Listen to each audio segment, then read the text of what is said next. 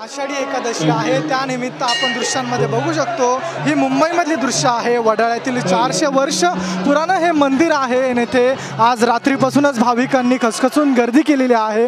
भाविक रांग आपण दृश्यांमध्ये बघू शकतो। महिला एकीकडे, पुरुष मंडळी एकीकडे, लहानगे देखील या मंदिरामध्ये विठुरायाच्या दर्शनासाठी आलेले आहेत। तर दुसरीकडे भजनी मंडळ देखील आहे। भजनी मंडळ आपल्या गायन करणार आहेत, विठुनामाचा गजर करणार आहेत। हे भजन रात्रभर चालणार असून या काही भाविक आहेत, आपण त्यांच्यासोबत चर्चा करणार, संवाद साधणार आहोत। कुठून आला आहात आपण?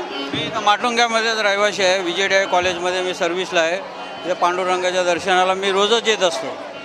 कसं वाटतंय आता उद्या आषाढी आहे, मोठ्या प्रमाणात गर्दी आहे। एकादशी असल्यामुळं हा मोठा उत्सव आहे पांडुरंगाचा, त्याच्यामुळं खूप आनंद सर्व वडाळा गाव, मुंबई सर्व लोक अगदी भाविक मुंबईमधून अगदी बाहेरगावापासून सर्व झाडून इथे दर्शनाला येतात। कसं वाटतंय आपण विठ्ठलाच्या दर्शनासाठी आलेला आहात, काय सांगाल? काय नाव तुमचं? हे आमच्या वडाळ्यातलं प्रतिपंढरपूर आहे। हा 410 वर्षाचा सोहळा आहे, आषाढी एकादशी सोहळा।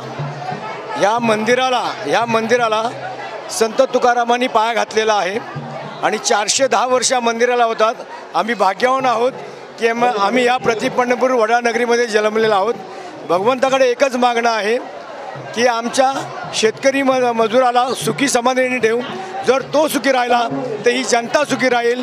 म्हणून आमचा जो पोशिंदा आहे त्याला पाण्या वाचून वंचित होऊन देऊ नको, हीच विठूचरणी प्रार्थना करतो। आणि ही येणारी आषाढी एकादशी जशी पंढरपुरात व्यवस्थित जाते तशी प्रतिपंढरपूर वडाळ्याच्या मुंबई नगरीत पण व्यवस्थित जाऊ देत, अशी मी विठ्ठलचरणी सगळ्या भक्तांच्या वतीने प्रार्थना करतो। जय जय रामकृष्ण हरी। इथे लहानगे देखील आले आहेत। आपण या बाळाला बघू शकतो, त्याने मस्त असा छान असा पोशाख घातलेला आहे। त्याचे वडील देखील सोबत आहेत। काय सांगाल, काय भावना आहेत? लहानग्याचं नाव काय? या मुलीचं नाव आद्यांश आहे। हा ॲक्च्युली माझ्या भावाचा मुलगा आहे, माझा पुतणे आहे हा। आद्यांश अंकित खाके। आज एक वारकरीच्या पोशाखामध्ये आद्यांश पांडुरंगाच्या दर्शनासाठी इथे प्रतिपंढरपूर वडाळा, खरं तर हा स्थानिक वडाळा गावातलाच, आणि आज पहिल्यांदा प्रथमच प्रतिपंढरपूर वडाळा येथील पांडुरंगाच्या दर्शनासाठी छोटा वारकरी म्हणून आद्यांश इथे आलेला आहे।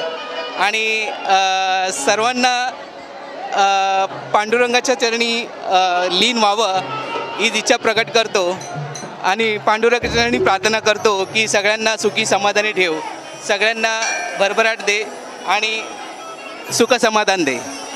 रामकृष्ण हरी। लहानग्याने वारकऱ्याची भूमिका साकारलेली आहे। गोड असं दिसतंय बाळ। इथे अनेक भाविक आहेत, महिला देखील आहेत, आपण त्यांच्याशी संवाद साधणार आहोत। आज आपण वडाळा येथे आले आहात, काय आपली भावना, काय सांगाल? काय आपली भावना? आपण दर्शनासाठी आलो? आम्ही दर्शनासाठी आलोय, खूप इथे जवळच राहतो आम्ही, मग आज दर्शन करणार। उद्या खूप गर्दी असेल म्हणून उद्या नाही जमणार म्हणून आजच आलो। काय सांगाल, काय भावना तुमची, काय मागणी केली पांडुरंग? सगळे सुखी आणि चांगले राहावं। या ठिकाणी आपण दृश्यांमध्ये बघू शकतो भजनी मंडळ देखील आहे। भजनी मंडळ आपल्या गायनाच्या तयारीत आहे। कधीचा त्यांचा जागर चालू आहे विठुनामाचा। अनेक गाणे त्यांच्याकडून झालेले आहेत। तर दृश्यांमध्ये बघू शकता त्यांच्या सर्व इथे मंडळी जमलेली आहेत। रात्रीचे 12 वाजलेले आहेत, मात्र भाविकांची गर्दी कुठेही कमी झाली नसून भाविक आज मंदिर भाविकांसाठी पूर्ण रात्रभर उघडलेलं असणार आहे। आपण आणखी काही भाविकांसोबत संवाद साधणार आहोत। दृश्यांमध्ये बघू शकतो समोर विठ्ठलाचं मंदिर आहे। विठ्ठलाच्या मंदिराला छान अशी फुलांची आरास केलेली आहे, शेजारी रखुमाई आहे। असं गोड असं दृश्य आपण TV9च्या माध्यमातून बघत आहोत।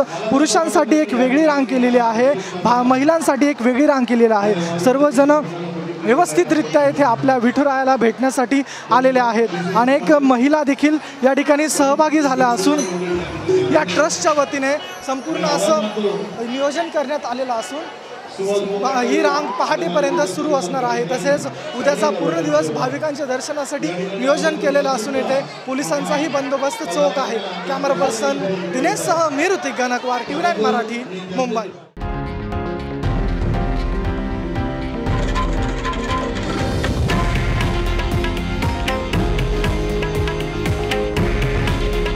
हे आहे देशातील नंबर 1 न्यूज नेटवर्क आणि आपण पाहत आहात TV9 मराठी. काळजी तुमची, हित महाराष्ट्राचं.